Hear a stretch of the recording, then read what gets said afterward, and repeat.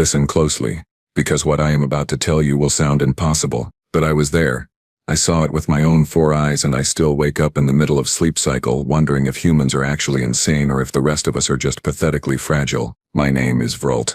I belong to the Kashari species, a proud warrior race that has conquered 17 star systems and never, not once, retreated from a battlefield. We stand nearly 3 meters tall, our exoskeletons can deflect plasma rounds, and our strength is legendary across 6 sectors. We are apex predators. We are unstoppable, or at least that is what we thought before we met Lieutenant Marcus Webb. The incident happened on Outpost Gamma 9, a disputed mining colony on the edge of the Terran-Kashari border. Tensions had been building for months. Small skirmishes, territorial disputes, the usual posturing that happens when 2 proud species refuse to back down. But nothing serious, nothing that suggested what was coming. I was stationed there as part of a peacekeeping force. Ridiculous concept, really. Putting Kashari warriors in the same compound as human soldiers and expecting everyone to play nice. But the Galactic Council insisted, and our clan leader agreed, so there we were. Sharing facilities, sharing mess halls, pretending we did not hate each other. The humans were strange from the start. They were small, laughably small. Most of them barely reached my mid-torso, and their bodies looked soft. No natural armor, no claws, no venom sacs. Just pink or brown or tan skin that bruised if you looked at it wrong. They moved oddly too, always in a rush, always talking, always making jokes about things that were not funny. I remember thinking they must have conquered their way into space through sheer luck. Perhaps they found abandoned technology. Perhaps they bred in such disgusting numbers that they simply overwhelmed their enemies. Because looking at them, no way these creatures fought their way to the stars. My clutchmates agreed. There were 5 of us assigned to the outpost. Myself, Kral, Thessa, Morax, and young Cinta. We were the elite, the best warriors our clan had produced in 3 generations. We had survived the trial of razors. We had hunted the great beasts of our homeworld. We had proven ourselves in blood and honor. And we were babysitting humans. Look at them, Kral would hiss during our private meetings, his mandibles clicking in disgust. They cannot even digest proper meat without cooking it first. They are scavengers pretending to be predators. Thessa was more cautious. Do not underestimate them. The reports say they have won battles against species twice their size. Reports lie, Morax snorted. I have watched them train. They are slow, weak. They tire after running for mere minutes. Cinta said nothing. She was young, barely past her molting, and she watched the humans with an intensity that made me uncomfortable. She was always observing, always learning, the mark of either a great warrior or a dangerous fool. Lieutenant Marcus Webb was the human who changed everything. He was average for his species, maybe 1.8 meters tall.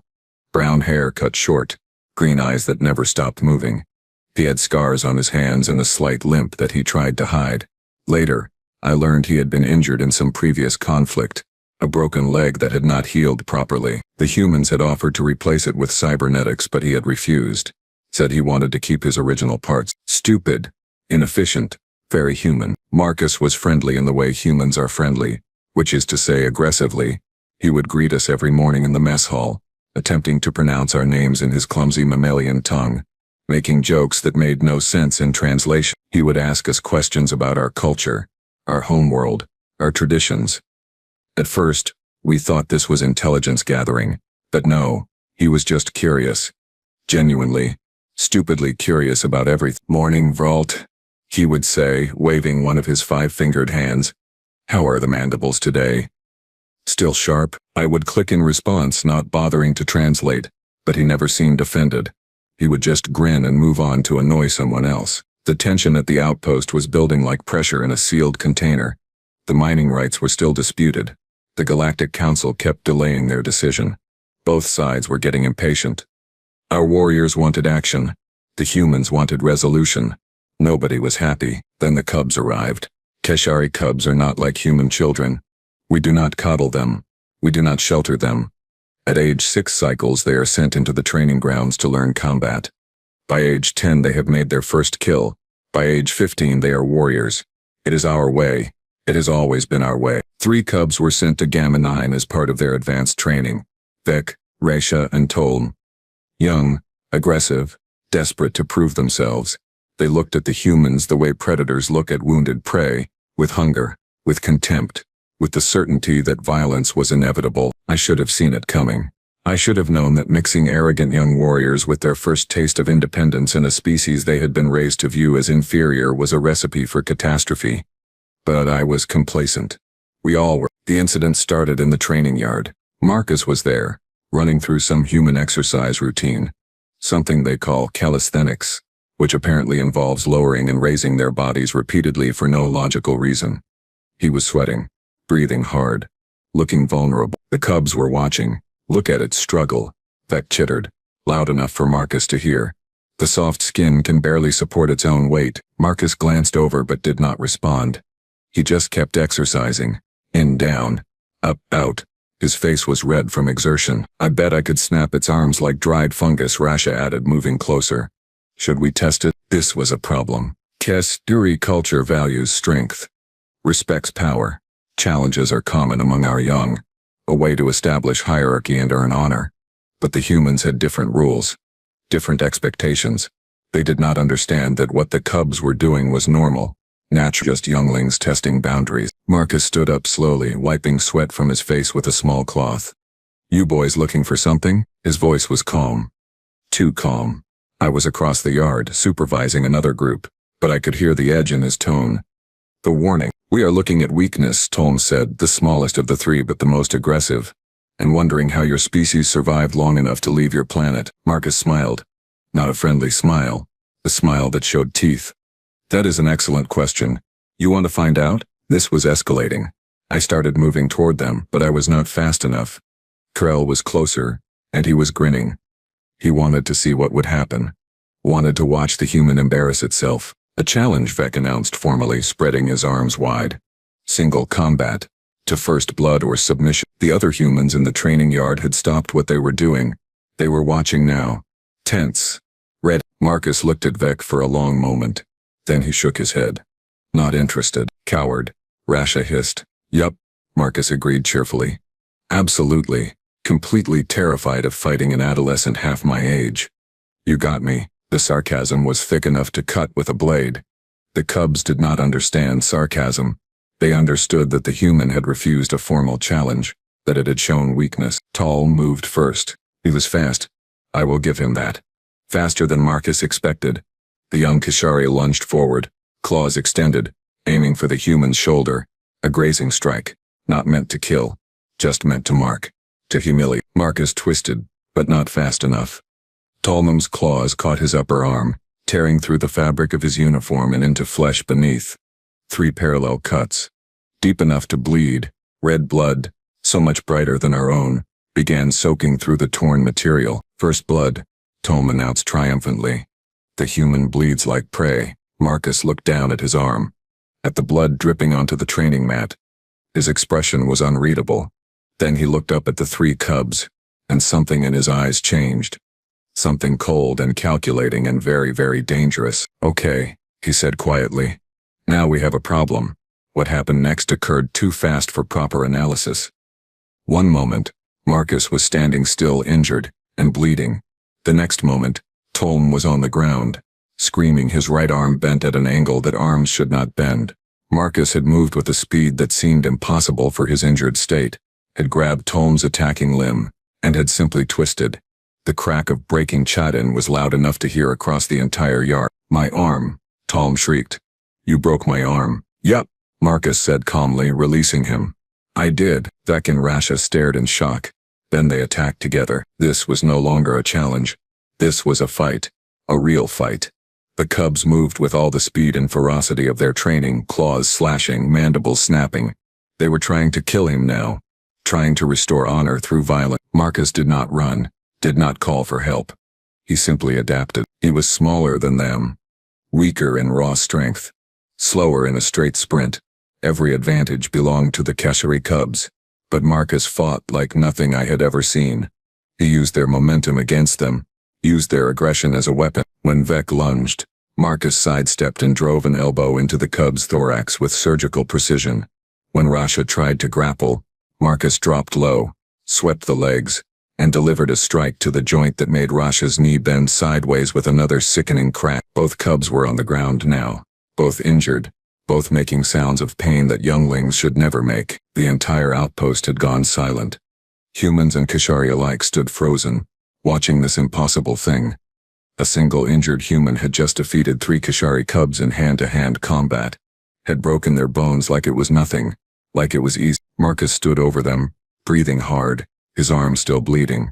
He looked tired, looked hurt, but he was standing, and they were not. Anyone else want to test how humans survived? He asked, his voice carrying across the yard. No? Good, because I have got paperwork to file now, and I hate paperwork. He walked away. Just turned and walked away, leaving 3 broken cubs, and 50 witnesses to an event that would change everything. His limp was more pronounced now. His injured arm hung at his side. He was clearly in pain, but he walked with his head up, his back straight, radiating a confidence that made every Kashari present feel something we had not felt in generations. Fear. I went to the cubs. They were crying, which is shameful for warriors but understandable for younglings. Tom's arm was badly broken. Risha's knee would need surgery. Vec had cracked ribs and was struggling to breathe properly. All 3 would survive, but their pride would not. They had challenged a human, a single injured unarmed human, and he had destroyed them. How? Vec gasped, looking up at me with all 4 eyes wide. How did it move so fast? How did it hit so hard? I had no answer. I was asking myself the same questions. Cinta appeared beside me. She had been watching the whole time, of course. Always watching, always learning. It was not faster, she said quietly. It was smarter. It knew exactly where to strike, exactly how to move. Like it had studied us, learned our weaknesses. Impossible, Krell said, approaching with the medical team. We have only been here for 3 months. There has not been time for such analysis. Then maybe, Cinta suggested, her voice barely above a whisper. They learned before they arrived. Maybe they have been studying us for years. Maybe they study everyone. That thought settled over us like ice water. The implications were staggering. If the humans had been researching Kashari physiology, Kashari combat techniques, Kashari cultural practices before they ever set foot on this outpost, then this was not a random peacekeeping assignment. This was strategic, calculated. The humans were not here to keep peace. They were here to learn how to fight us. And Marcus had just given us a demonstration. The medical team took the cubs away. The rest of us stood in the training yard, processing what we had witnessed. The humans had resumed their exercises, but they were watching us now, evaluating, measuring, counting. That night, I could not sleep. I kept replaying the fight in my mind, kept seeing the way Marcus moved, the precision, the efficiency, the complete lack of hesitation when he broke young bone. Humans, I was beginning to realize, were not weak. They were something far more dangerous. They were adaptable, strategic, willing to do whatever was necessary to survive and win. They had conquered their way into space not through strength or technology or numbers, but through sheer, stubborn, terrifying adaptability. They learned. They evolved. They became what they needed to be. And right now, on this outpost surrounded by Kashari warriors who had underestimated them, they were learning how to break us. The cubs had counted every crack as their bones shattered. They had whispered to each other in medical bay that this was their chance to prove humans were not invincible, their chance to restore honor through revenge. But I knew better. I had seen Marcus walk away from that fight, injured and bleeding and utterly unconcerned. I had seen the way the other humans looked at us afterward, not with fear, not with anger, with assessment, with calculation. The cubs thought they had found weakness. They thought the human's broken body was an opportunity. They had no idea, no comprehension of what they had actually done. They had not found weakness. They had woken something up, something that had been pretending to be friendly and harmless and safe. They had reminded the humans why their species had fought its way up from some backwater planet to become a galactic power. Why every species that had underestimated them had regretted it. Why the word human was starting to carry weight in council chambers and military briefings across known space. The cubs had broken the humans' bones, counting every crack like it was a victory. But as I lay in my quarters that night, unable to sleep, I realized the horrible truth.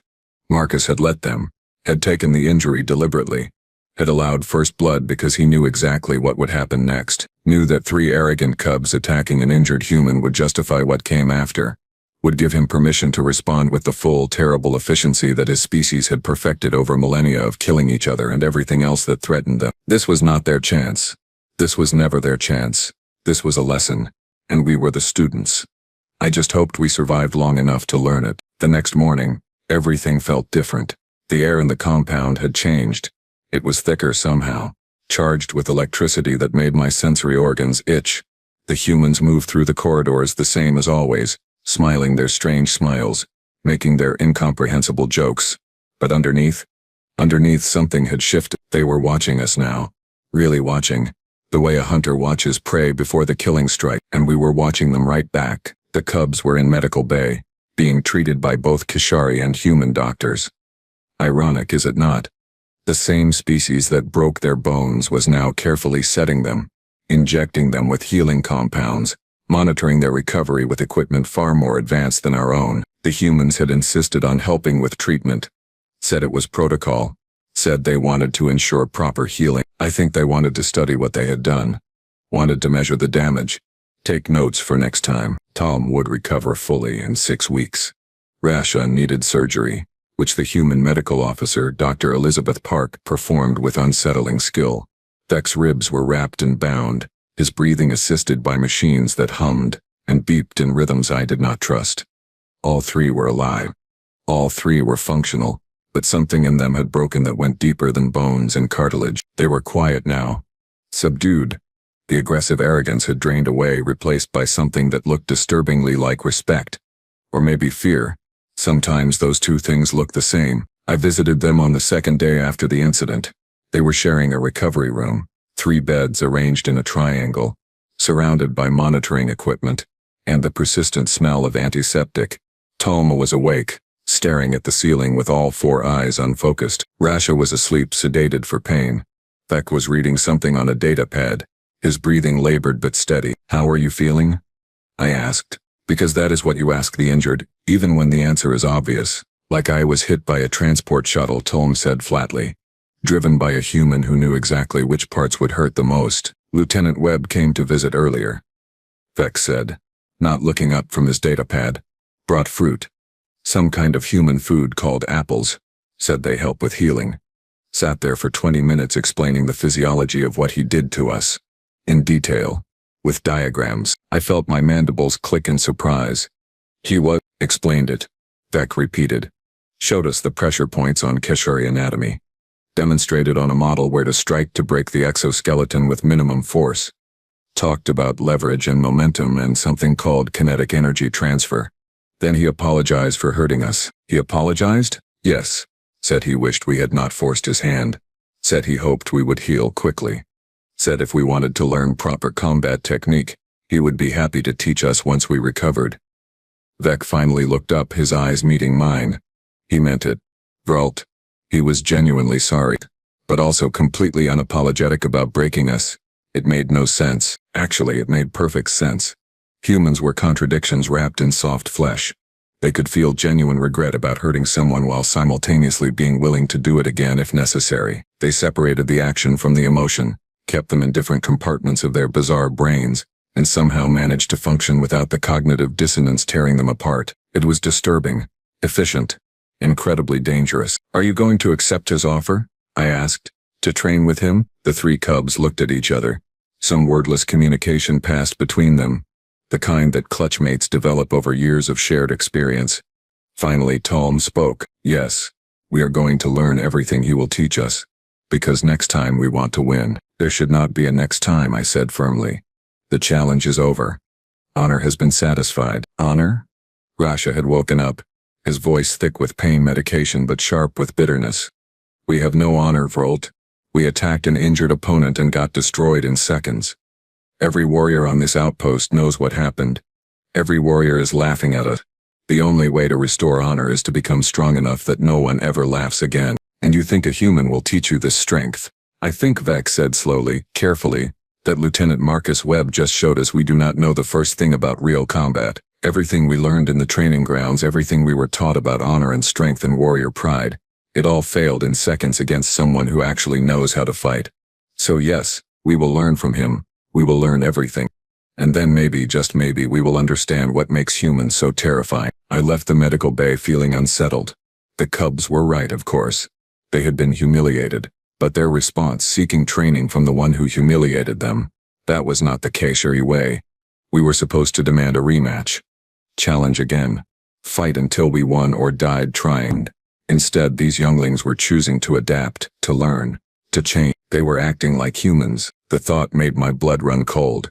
Over the next week, the dynamics at Outpost Gamma 9 continued to shift in ways that made me deeply uncomfortable. The human contingent, which had always seemed slightly out of place, slightly awkward in their interactions with us, now moved with quiet confidence. They had proven something in that training yard. Proven that underneath the soft skin and friendly smiles was something we had failed to recognize. Predators. Not like us. Not obvious and armored and sharp. But predators nonetheless. The kind that adapted. The kind that learned. The kind that won. Marcus returned to duty 2 days after the incident. His arm bandaged but functional. He resumed his normal routine without fanfare. Exercises in the morning. Duty shifts, meals in the mess hall where he still greeted everyone with that insufferable cheerfulness that now seemed more calculated than genuine. But there was a difference. People moved aside when he walked past, gave him space, showed deference. Even Krell, who had been so dismissive of human capabilities, now watched Marcus with wary respect. I caught him once, studying the human during combat drills, taking notes on a datapad. When I asked what he was doing, he just clicked his mandibles and said, researching, like they researched us. The Galactic Council finally issued their decision on the mining rights. Split territory. Shared operations. Joint oversight. Both sides got something. Both sides lost something. It was a compromise which meant everyone was equally unhappy, but the decision meant the outpost would continue operating, which meant Kashari and humans would continue working side by side, which meant more opportunities for conflict, or learning, or both. 3 weeks after the incident, the cubs were released from medical bay. They were healed, more or less. Tom still favored his injured arm. Rasha walked with a slight limp.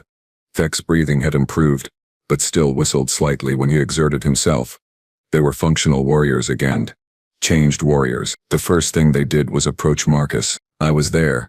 I wanted to see this. Wanted to understand what would happen when pride met practicality. The cubs found Marcus in the armory, maintaining his weapons.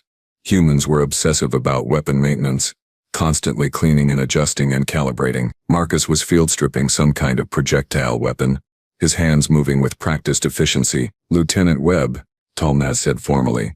We request training. Marcus looked up. His expression was neutral, unreadable. You sure about that?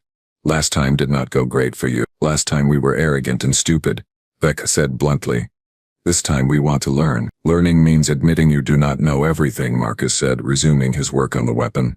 Means accepting that your way might not be the best way. Means changing. You ready for that? We are ready to become stronger, Rasha said. Whatever that requires. Marcus was quiet for a long moment, his hand stilling on the disassembled weapon. Then he nodded slowly. Okay. Training starts tomorrow. 0500 hours. Wear comfortable clothes. Bring water. Leave your pride at the door because I am going to break it into small pieces and make you rebuild it from scratch. Understood. Understood. All 3 cubs said in unison. Good. Dismissed. They left. Marcus went back to his weapon.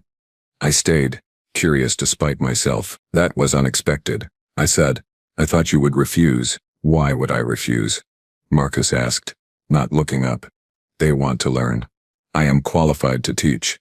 Makes sense. You injured them badly. They might seek revenge. Now Marcus did look up, and he smiled. That particular human smile that showed too many teeth. Vrilt, if I thought they wanted revenge I would have said no. But they do not want revenge. They want understanding. They want to know how a soft, slow, weak human broke 3 Kashari warriors without breaking a sweat. And honestly, I want them to know too. Because the more they understand about how we fight, the less likely they are to start a fight they cannot finish. You are teaching potential enemies how to defeat you. No, Marcus corrected. I am teaching potential allies how to fight beside me. Big difference. You think we will be allies? After everything? Marcus shrugged. That strange human gesture that could mean anything or nothing. I think conflict is inevitable when different species meet. But war is a choice, and the best way to prevent that choice is through understanding. If Kashari warriors understand human combat doctrine, they respect our capabilities. If we understand Kashari tactics, we respect yours. Mutual respect prevents stupid mistakes, prevents incidents like this from escalating into something nobody wants. That is surprisingly strategic thinking. Deathworlds. I am a military officer. Strategy is literally my job. He went back to his weapon, fingers moving with practiced precision. Besides, those cubs have potential. Telm has excellent reflexes. Beck is a tactical thinker. Rasha is aggressive, but disciplined. With proper training, they could be exceptional warriors. Would be ashamed to waste that because of pride and misunderstanding. I watched him work for a moment longer. Watched the care he took with his weapon. The methodical nature of his movements. The complete focus. This was not someone who did anything without purpose. Every action was calculated. Every word was measured. Marcus Webb was exactly what I had suspected, a predator. But the kind of predator who preferred not to hunt unless necessary, terrifying in its restraint. The training sessions became legendary on Outpost Gamma 9. Marcus worked the cubs harder than any Kashari instructor ever had. Not through brutality, but through relentless, exhausting repetition.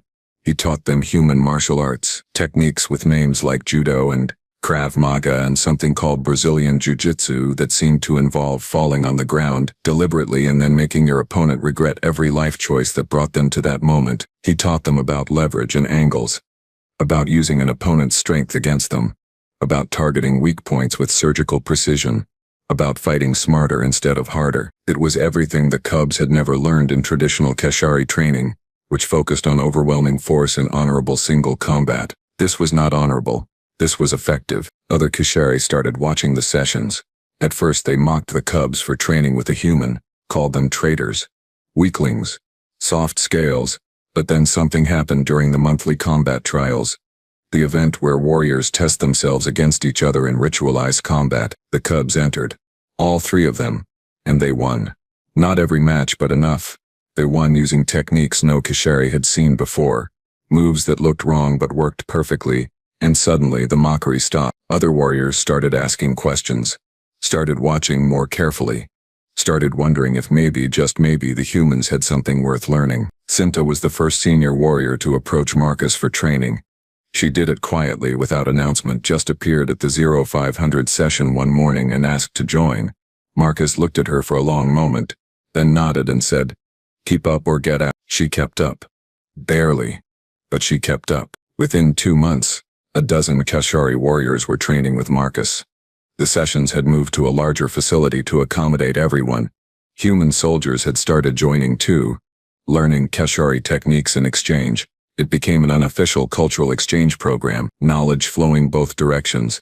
Understanding growing through shared pain and exhaustion and the odd camaraderie that develops when people suffer together voluntarily. I joined eventually, not because I wanted to understand, but because as senior Kashari officer on the outpost, I needed to understand what my warriors were learning, needed to evaluate if this was beneficial or dangerous, needed to see with my own eyes what made human combat doctrine so effective. The first session nearly killed me. Marcus showed no mercy, no special consideration. He worked me exactly as hard as he worked the cubs, which meant I spent 2 hours discovering muscles I did not know I had, and learning that they could all hurt simultaneously. He corrected my stance 17 times, made me repeat a single throw 43 times until I got the angle right, explained in excruciating detail why Kashari combat forms, while impressive, left massive openings that a trained opponent could exploit in seconds. It was humiliating, educational, absolutely brutal. I loved every second and hated myself for it. Afterward, collapsed on the training mat, breathing hard enough that my spiracles ached. I asked him the question that had been bothering me since that first fight. Why did you let them hit you? That first strike from Ptolemy. You could have avoided it completely. Why take the injury? Marcus, who was somehow not even breathing hard despite working 12 warriors into exhaustion, looked at me thoughtfully. You noticed that? I noticed many things. The truth? I needed witnesses. Needed everyone to see that I was attacked first. That I tried to avoid conflict. That I only responded after being injured, because if I had dodged that strike, if I had engaged without taking damage first, then the story becomes human aggression against Kashari cubs, political nightmare, diplomatic incident, possible escalation into real conflict. But if I take the hit first, If I bleed, then everything that follows is justified self-defense. Clear. Undeniable. No room for interpretation or blame. So you let yourself be injured to control the narrative. I let myself be injured to prevent a war, Marcus corrected. Minor wound versus major conflict. Easy choice. That is disturbingly cold calculation. Yeah. Marcus agreed. It is. Welcome to being human. We are really good at calculating cost versus benefit. Sometimes too good. Sometimes we forget that the numbers represent actual lives and actual consequences. But in this case, worked out okay. Cubs learned a lesson. Nobody died. Relations between our species improved instead of deteriorating. I will take a few scars for that outcome. He stood, offering me a hand. I looked at it. 5 fingers. Soft skin. No claws. This hand had broken warriors, had calculated injury, had offered friendship and violence with equal sincerity. I took it, let him pull me to my feet. Felt the surprising strength in that grip. Same time tomorrow? Marcus asked. Same time. I agreed. But I am bringing pain medication. He laughed. That human sound that could mean joy or mockery or both. Smart. You are learning already. The mining operations began in earnest, with mixed crews of Kashari and human workers extracting valuable minerals from the deep deposits beneath outpost Gamma 9. It went smoother than anyone expected. Not perfectly. There were still arguments, still cultural misunderstandings, still moments when violence seemed inevitable. But now there was a foundation of respect, a recognition that both species had value, had strength, had something to teach and something to learn. The cubs, fully healed now, had become something unexpected. Ambassadors.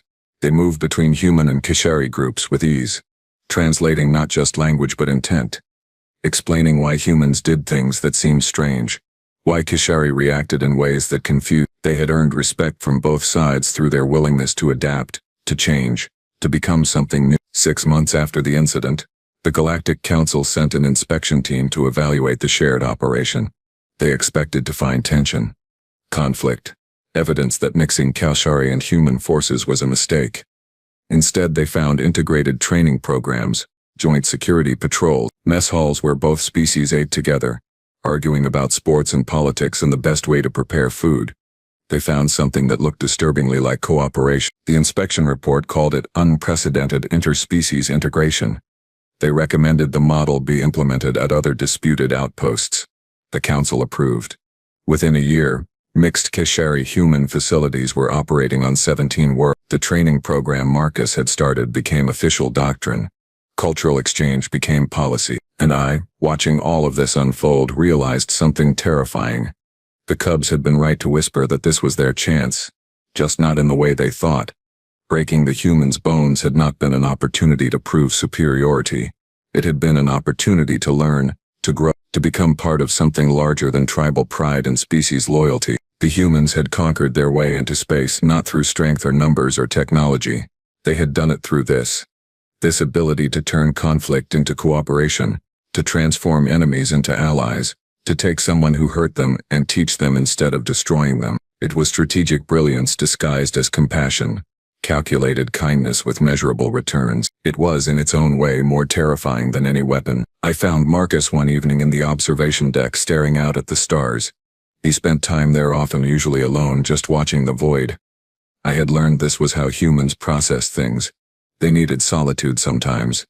Needed space to so different from Kashari, who preferred the comfort of the clutch. Question, I said, announcing my presence. Answer, Marcus replied, not turning from the window.